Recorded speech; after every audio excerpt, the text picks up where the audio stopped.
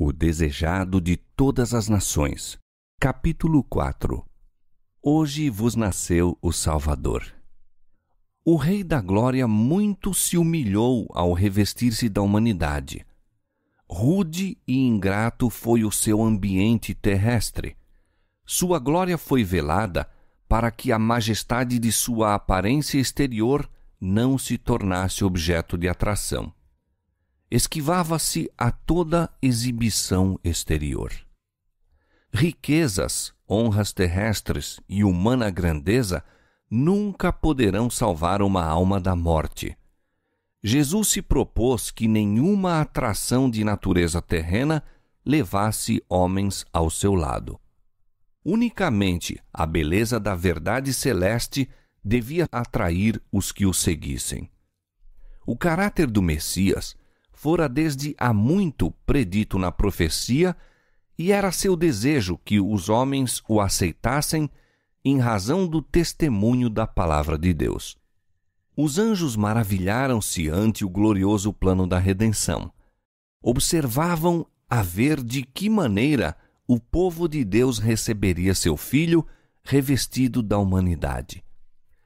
Anjos foram à terra do povo escolhido. Outras nações estavam embebidas com fábulas e adorando falsos deuses. À terra onde se revelara a glória de Deus e brilhara a luz da profecia foram os anjos. Dirigiram-se invisíveis a Jerusalém aos designados expositores dos sagrados oráculos e ministros da casa de Deus. Já a Zacarias, enquanto ministrava perante o altar, fora anunciada a proximidade da vinda de Cristo. Já nascido estava o precursor, havendo sua missão sido atestada por milagres e profecias. As novas de seu nascimento e o maravilhoso significado de sua missão tinham sido amplamente divulgados. Todavia, Jerusalém não se estava preparando para receber o Redentor. Com pasmo viram os mensageiros celestiais a indiferença do povo a quem Deus chamara para comunicar ao mundo a luz da sagrada verdade. A nação judaica fora conservada como testemunho de que Cristo havia de nascer da semente de Abraão e da linhagem de Davi. No entanto, não sabiam que sua vinda se achava agora às portas. No templo, o sacrifício matutino e vespertino apontava diariamente ao Cordeiro de Deus. Entretanto, nem mesmo ali havia qualquer preparação para o receber. Os sacerdotes e doutores da nação ignoravam que o maior acontecimento dos séculos estava prestes a ocorrer.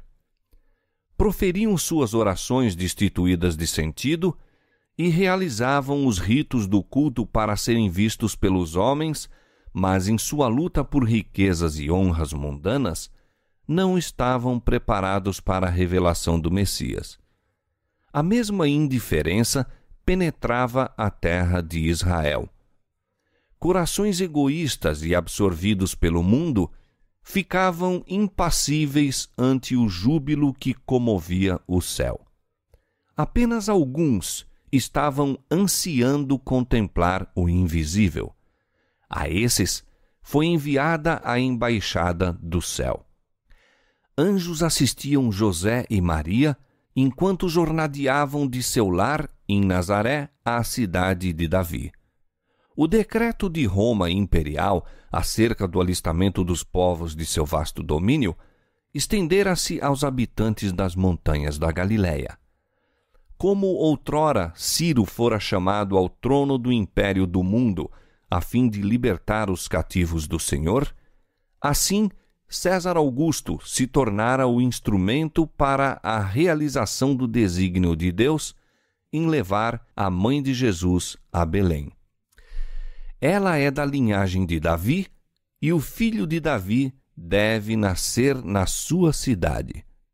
De Belém dissera o profeta: de ti é que me há de sair aquele que há de reinar em Israel, e cuja geração é desde o princípio, desde os dias da eternidade.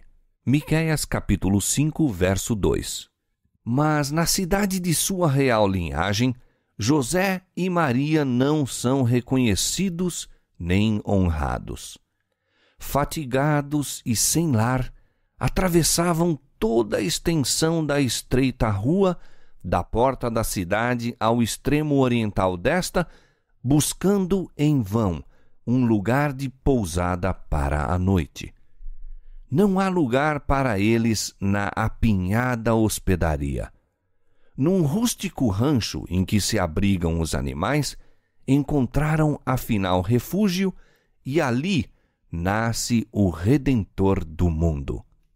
Os homens não o sabem, mas as novas enchem o céu de regozijo. Com mais profundo e mais terno interesse, os santos seres do mundo da luz são atraídos para a terra. Todo o mundo se ilumina à presença do Redentor. Sobre as colinas de Belém, acha-se reunida inumerável multidão de anjos. Esperam o sinal para declarar as alegres novas ao mundo. Houvessem os guias de Israel sido fiéis ao depósito que se lhes confiara e teriam partilhado da alegria de anunciar o nascimento de Jesus. Mas assim foram passados por alto.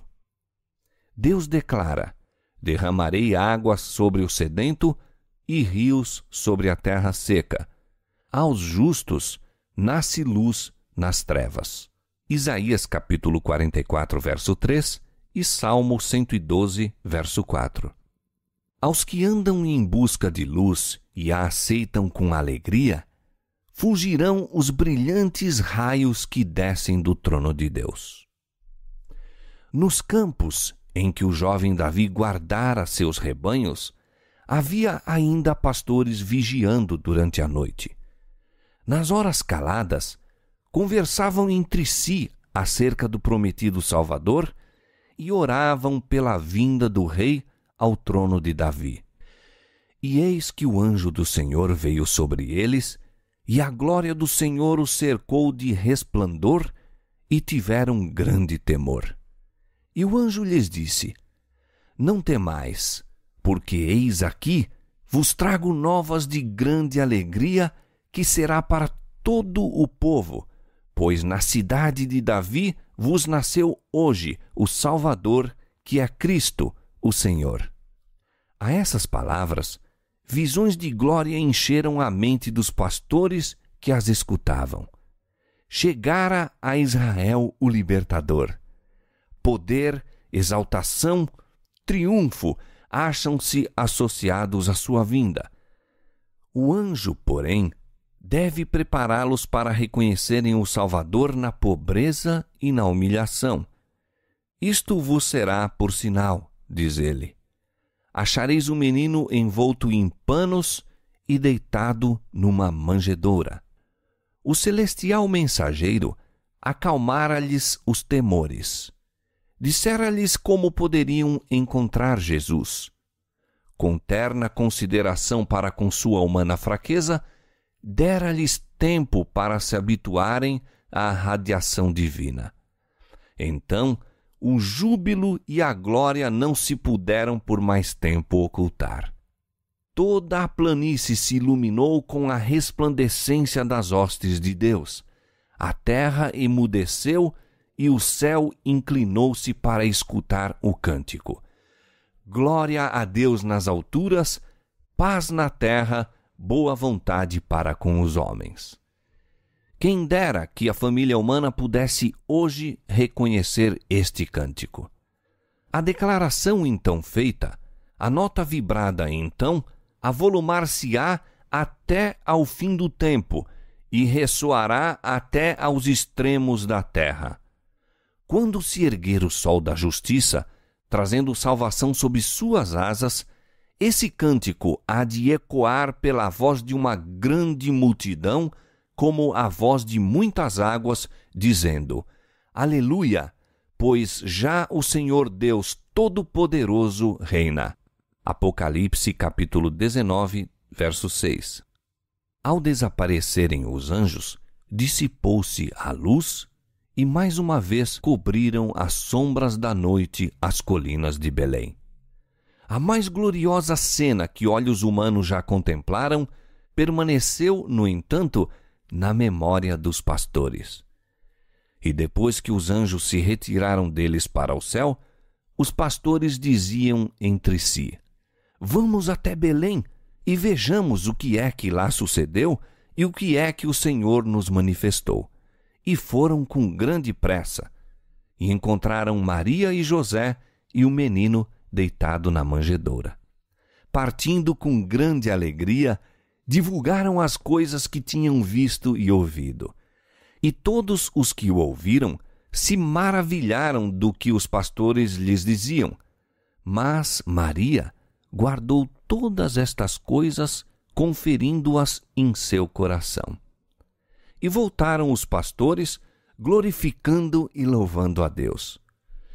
Não se acham o céu e a terra mais distanciados hoje do que ao tempo em que os pastores ouviram o cântico dos anjos.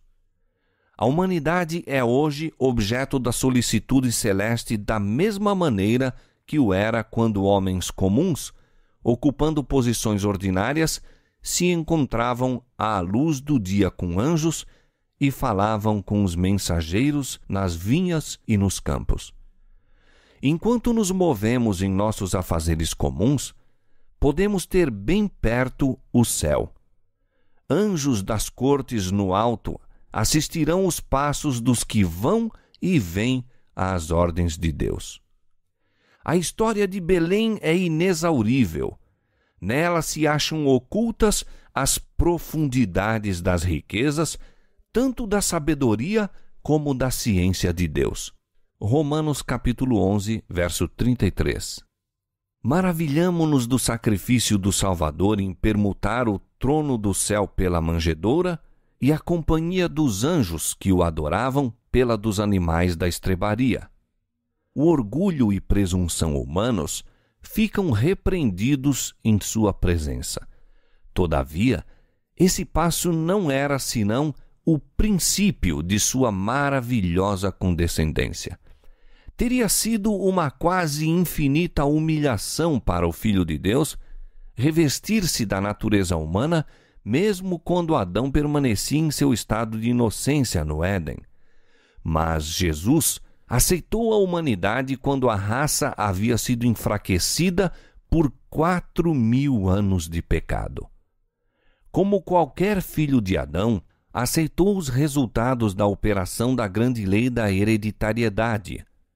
O que estes resultados foram, manifesta-se na história de seus ancestrais terrestres. Veio com essa hereditariedade para partilhar de nossas dores e tentações e dar-nos o exemplo de uma vida impecável. Satanás aborrecera a Cristo no céu por causa de sua posição nas cortes de Deus. Mas o aborreceu ainda quando sentiu ele próprio destronado. Odiou aquele que se empenhou em redimir uma raça de pecadores.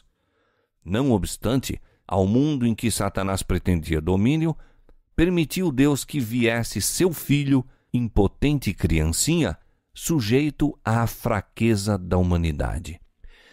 Permitiu que enfrentasse os perigos da vida em comum com toda a alma humana, combatesse o combate como qualquer filho da humanidade o tem de fazer, com risco de fracasso e ruína eterna. O coração do pai humano compadece-se do filho.